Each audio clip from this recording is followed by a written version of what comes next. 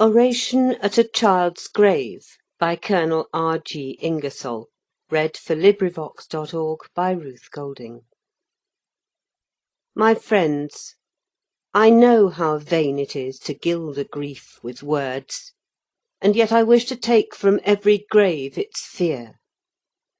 Here, in this world, where life and death are equal kings, all should be brave enough to meet what all have met.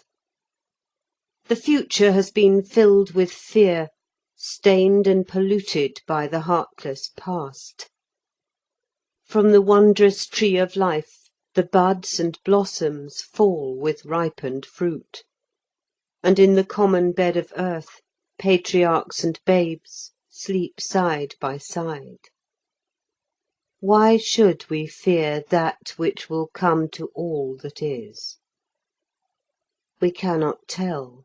We do not know which is the greatest blessing, life or death. We cannot say that death is not good.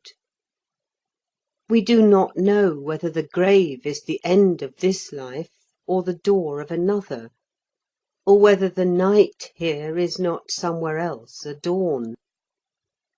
Neither can we tell which is the more fortunate, the child dying in its mother's arms before its lips have learned to form a word, or he who journeys all the length of life's uneven road, painfully taking the last slow steps with staff and crutch.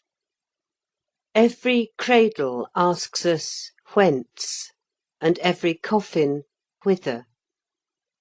The poor barbarian, weeping above his dead, can answer the question as intelligently and satisfactorily as the robed priest of the most authentic creed.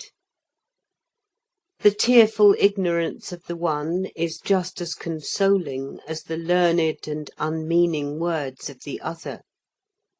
No man standing where the horizon of a life has touched a grave has any right to prophesy a future filled with pain and tears.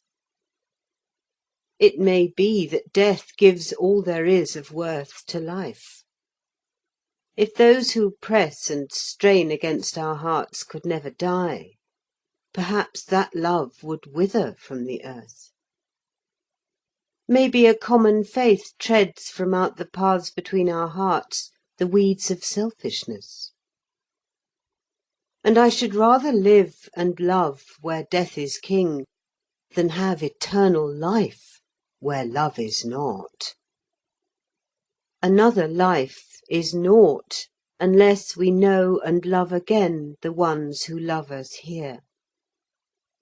They who stand with breaking hearts around this little grave need have no fear. The largest and the nobler faith in all that is and is to be tells us that death, even at its worst, is only perfect rest. We know that through the common wants of life, the needs and duties of each hour, their grief will lessen day by day, until at last these graves will be to them a place of rest and peace, almost of joy. There is for them this consolation: the dead do not suffer. If they live again, their lives will surely be as good as ours.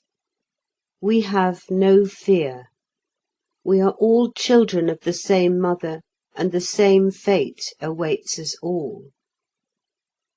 We too have our religion, and it is this: help for the living, hope for the dead.